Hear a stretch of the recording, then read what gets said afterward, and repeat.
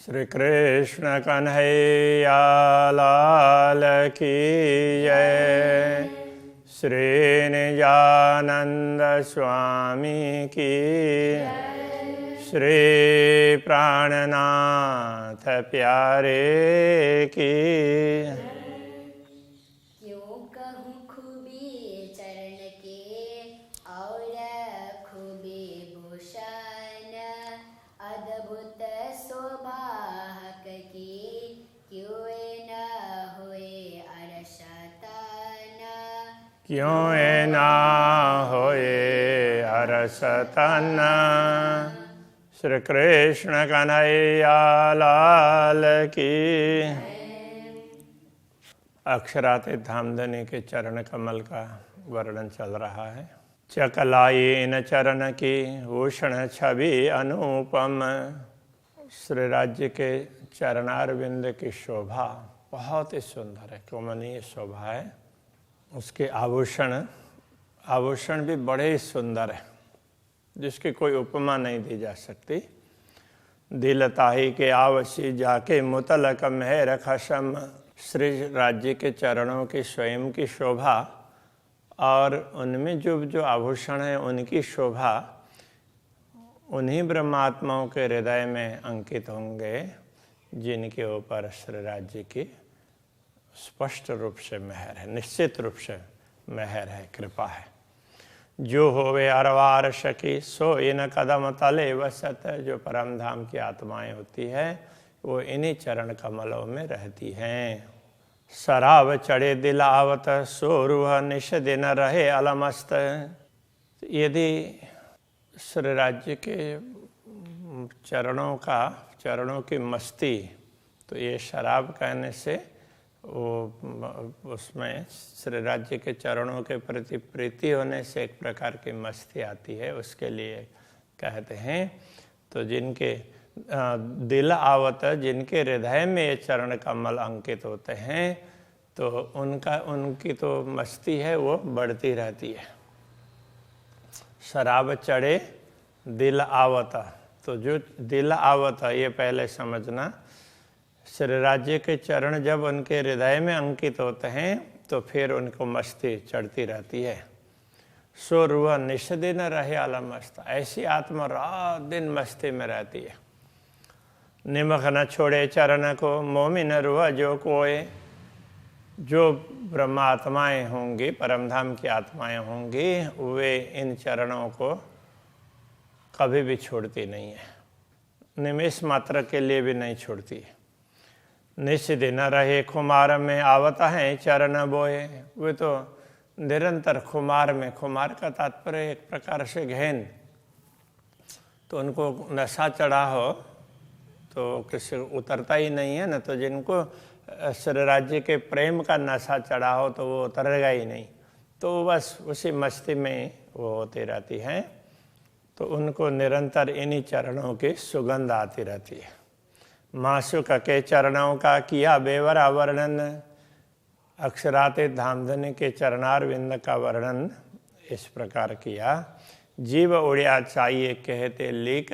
वैसे तो ये वर्णन क्या किया, उनके चरण की एक रेखा छोटी सी, उतने मात्र का वर्णन करने पर भी तो ये जीव उड़ जाना चाहिए, आत्मा शरीर को छोड़ देने चाहिए। हाय हाय क्यों रहे मोमिन तन। तो ब्रह्मात्माओं का हृदय इस प्रकार कैसे टिका रहता है, तो मतलब कैसे फटता नहीं है, इतना भी वर्णन नहीं हो पाता है। ये तो राज्य करवा रहे हैं इसलिए हो रहा है, राज्य के हुक्म से हो रहा है, ये कहना चाह रहे हैं। हाथ पाँव मुख है अड़ा वस्त्र भूषण कसूरत। तो श्री राज्य का हस्त कमल, चरण कमल, मुख है अड़ा, वक्षस्थल, वस्त्र भूषण, ये संपूर्ण तो श्री राज्य के स्वरूप में, श्री राज्य के शरीर में जो वस्त्र आभूषण वगैरह हैं उनका अंग प्रत्यंग ये ले ले अर्श बारे किया। हाय हाय रूह क्यों न जागत। परमधाम की इन सूक्ष्मता को विचार करते हुए बड़े खेद की बात है, आत्मा क्यों जागृत नहीं हो रही है। तो आत्मा को जागृत होना चाहिए। जो जो तकहो अंग नग की देव निमुना नरम पसम। तो श्री राज्य के आभूषणों में जो भी, श्री राज्य के अंगों में जो भी आभूषण है उनका रत्न है, उसकी ज्योति की बात करें तो भी कितना है, कितनी ज्योति, कैसी उस पर चमक है, ये कह नहीं सकते। देव निमुना नरम पसम, तो ये आभूषण का उदाहरण देते हैं। यदि ये तो बड़े ही कोमल हैं, ये तो पश्मीना की तरह से हैं, ऐसा कहें तो भी तो ये शब्द उसके लिए पर्याप्त नहीं है। ये तो अरस पत्थर या जानवर, सो क्यों पहुँचे अरस आत्म पर आत्म। तो ये अब ये ऐसे हैं, ये इनके रत्न ऐसे हैं, इतने नरम हैं, इस तरह की बात करें, ये तो परमधाम के, ये तो अरस पत्थर ही परमधाम के पत्थर हैं अथवा तो जानवर हैं। तो सो क्यों पहुँचे परात्मा, वो परात्मा तक भी नहीं पहुँचते हैं। परात्मा भी उससे विशिष्ट है, ब्रह्मात्मा का मूल स्वरूप है वो भी। जो परात्मा पहुँचे नहीं, सो क्यों पहुँचे हक अंग को। जो परात्मा तक ही नहीं पहुँचते हैं, उनका ही उदाहरण नहीं दिया जा सकता, तो फिर श्री राज्य के अंग के उससे तो श्री राज्य के अंगों की शोभा कैसे बताई जा सकती है। खिलौने और खाबंद बड़ी तफावत इनमें। तो ये सब आभूषण हो, वस्त्र हो अथवा तो जानवर वगैरह हो, ये सब श्री राज्य के खिलौने हैं और स्वयं है उनके स्वामी है। खिलौने और खाबंद स्वामी, और तो ये उनके प्रयोग में आने वाली वस्तुएं, उनके खिलौने, दोनों में बड़ा फर्क है। तो श्री राज्य का स्वरूप तो इतना विशिष्ट है, ये सब जो कुछ बताया जा रहा है वो तो हम समझ पाएँ किसी न किसी तरह से, उसके लिए है। तो यथार्थ में उनकी तुलना के लिए नहीं है, ये तो ब्रह्मात्माओं को समझाने के लिए है। जैसे जैसे अनुभव हो जाएगा तो उस समय फिर ये शब्द तो उनको कुछ लगेंगे ही नहीं, तो उनको जो अनुभव होगा उस मस्ती में रहेंगे।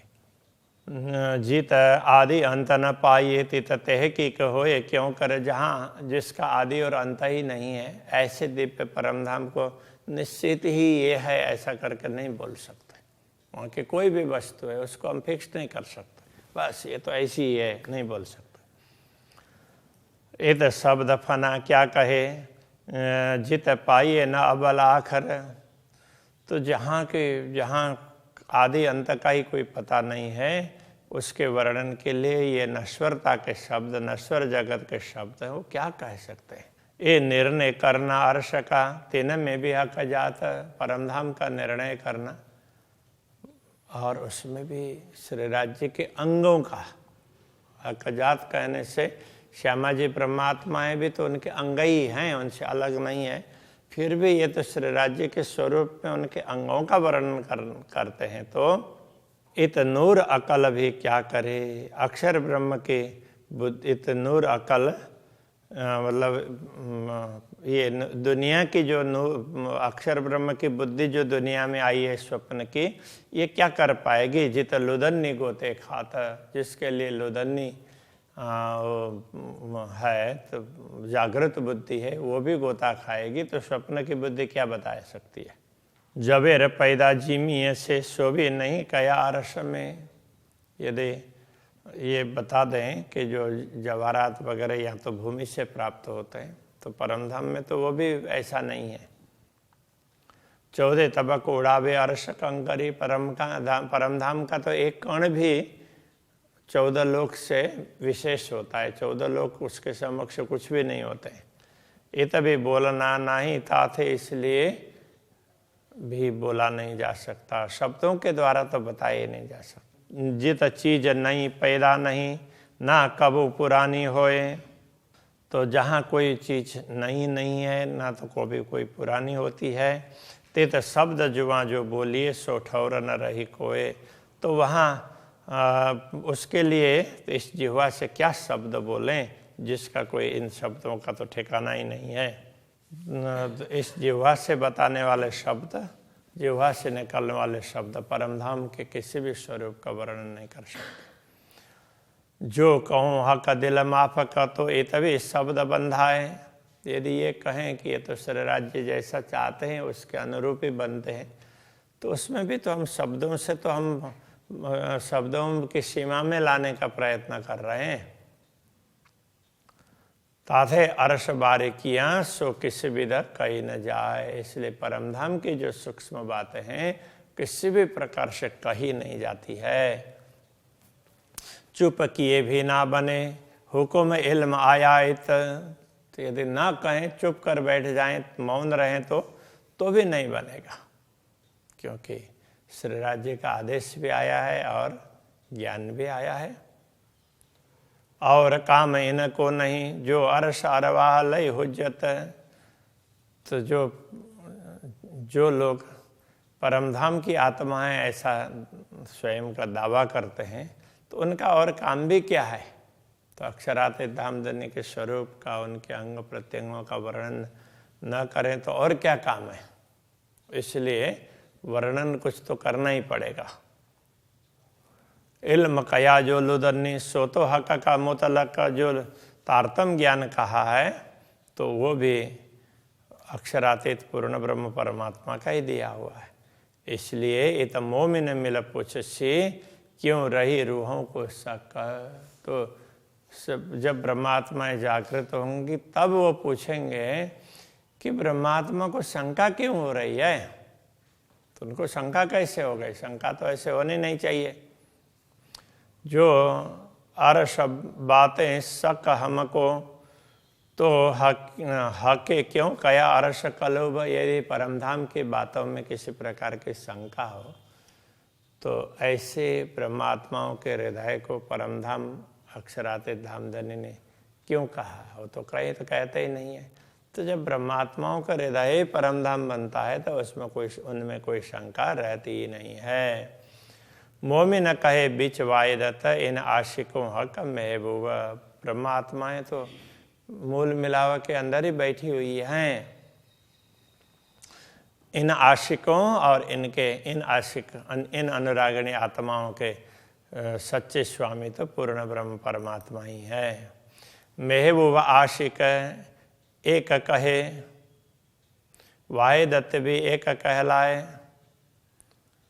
तो एक तरफ तो श्री राज्य और ब्रह्मात्माओं को एक ही अंग कहा है, और दूसरे तरफ ये अद्वैत स्वरूप है, तो उनके अंग का एक तरफ तो आशिक और मासूक की बात कही, दूसरे तरफ एक ही अंग है ऐसा कहा। अरश भी दिल मोमिन तो ये तो मिली तीनों विदा आए। तो परमधाम भी ब्रह्मात्माओं का ही हृदय है, इसलिए तीनों बातें हैं तो यहाँ पर आकर के मिल जाती है कि तो पूर्ण ब्रह्म परमात्मा और इधर श्यामा जी और ब्रह्मात्मा और परमधाम, तो ये सारे के सारे पूर्ण ब्रह्म परमात्मा के अंतर्गत ही हैं। तो इसलिए ये अलग अलग ऐसे नहीं हैं। तो अखंड में इस प्रकार से समझना चाहिए। तो ये कह रहे हैं और भी कहो सो सुनो मोमिन अरश से आए उतर। दूसरी बात भी कहते हैं यही ब्रह्मात्मा परमधाम से इस जगत में उतरी है। इल्म दिया है कि अपना उनके लिए पूर्ण ब्रह्म परमात्मा ने अपना ज्ञान दिया। अब इन्हों जुदे कहिए क्यों कर, तो उनको पूर्ण ब्रह्म से अलग कैसे कह सकते हैं। फुरमान आया इन्हों पर आमद इन्हों सिरदार। इन्हीं ब्रह्मात्माओं पर पूर्ण ब्रह्म परमात्मा का आदेश आया है। तो इनके लिए ही पूर्ण ब्रह्म परमात्मा का आदेश आया है। जितने भी शास्त्र हैं ये सारे इनके लिए है, और ब्रह्म ज्ञान तारतम ज्ञान इनके लिए है। इसलिए कहते हैं ना, जा कारण माया रचे शास्त्र भी तेन कारण। शास्त्रों की रचना भी उनके लिए ही हुई है। खेल भी सोई देखसी और अर्थ भी लेशी इन। तो उसका तात्पर्य भी यही समझेंगे। शास्त्रों का अर्थ भी और ये खेल भी क्यों दिखाया, ये सब ब्रह्मात्माएं समझ पाएंगी। तो इसलिए फुरमान भी इनके लिए आया है। अहमद इन्हों सिरदार, इनके सिरदार हैं। अहमद कहते हैं कि जिन्होंने अपना आनंद, आत्मिक आनंद का अनुभव किया हो। तो इसलिए तो इनको सतगुरु श्री देवचंद्र जी महाराज के लिए तो ये इस प्रकार के शब्द प्रयोग हुए हैं, ऐसा कहते हैं। तो ये निजानंद आत्मिक आनंद, तो आत्मिक आनंद लेने वाले निजानंद स्वामी, तो वो श्री श्यामा जी निजानंद स्वामी के रूप में प्रकट हुए हैं। तो ब्रह्मात्माओं की शिरोमणि यही है। हक बिना कछुए ना रखे, इन्हों दुनिया करी मुर्दार। तो इन्होंने तो दुनिया को तो ये नाशवान ऐसा मान लिया, तो उनके सामने सच्ची वस्तु है तो पूर्ण ब्रह्म परमात्मा है। तो उनके अतिरिक्त कोई किसी वस्तु को सत्य नहीं समझती। ए सब बुझ रखी इन्हों की, क्यों जुदे कहिए वायरत। तो ये सारी समझदारी, सारी महिमा इन लोगों की बताई गई है, इसलिए ये परमधाम की अद्वैत भूमिका से भिन्न कैसे कहलाएंगी। इन्हें कुन्न की दुनिया क्या जाना ही, जो स्वप्न की दुनिया है, कुन्न की दुनिया कहने से ऐसा, तो ऐसे ही कल्पना खाना पूर्ति के लिए बना दिया, तो इस प्रकार की दुनिया उनको कैसे समझ सकती है। रोए अर्श का निश्वत। तो ये ब्रह्मात्माएं तो परमधाम की है और पूर्ण ब्रह्म परमात्मा से संबंध रखने वाली है। तीन से अर्श मता क्यों छिपा रहा है। ऐसे ब्रह्मात्माओं से परमधाम की सामग्री कैसे छिपी रहेगी, वो तो समझेंगे ही। जो दिल अर्श कया मोमिन, जिनका हृदय परमधाम कहा है, उनसे परमधाम की कोई वस्तु छूटनी नहीं चाहिए। एक जरा न छिपे दिल से, ये देखो फुरमान वचन।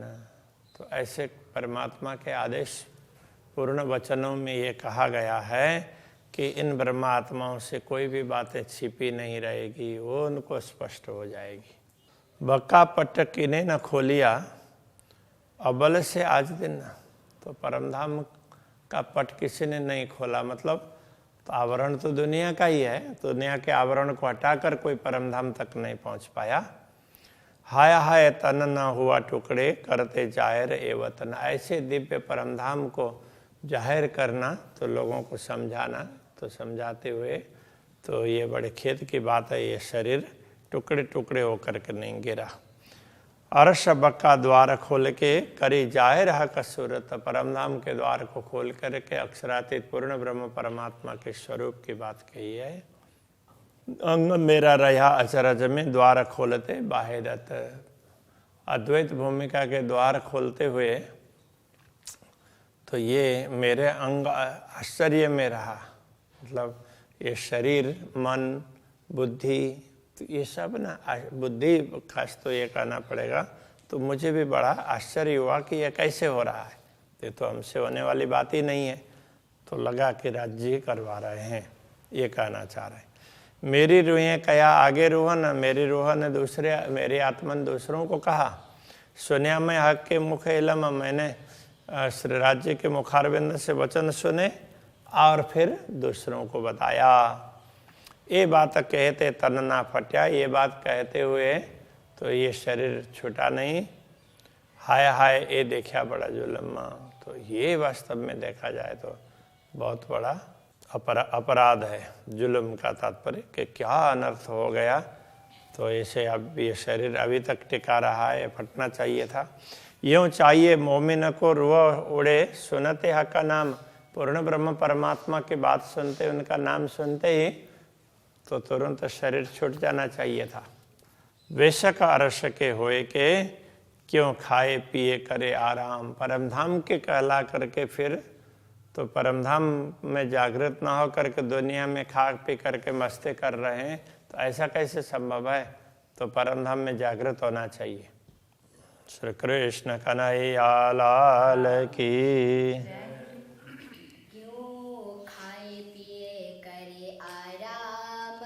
क्यों खाए पिए करे आराम।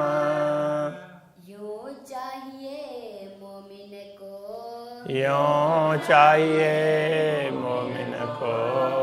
रूह उड़े सुनते हक नाम, रूह उड़े सुनते हक नाम।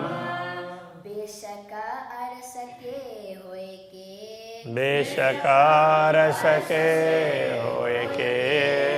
क्यों खाए पिए करे आराम, क्यों खाए पिए करे आराम। क्यों खाए पिए करे आराम। खाए पे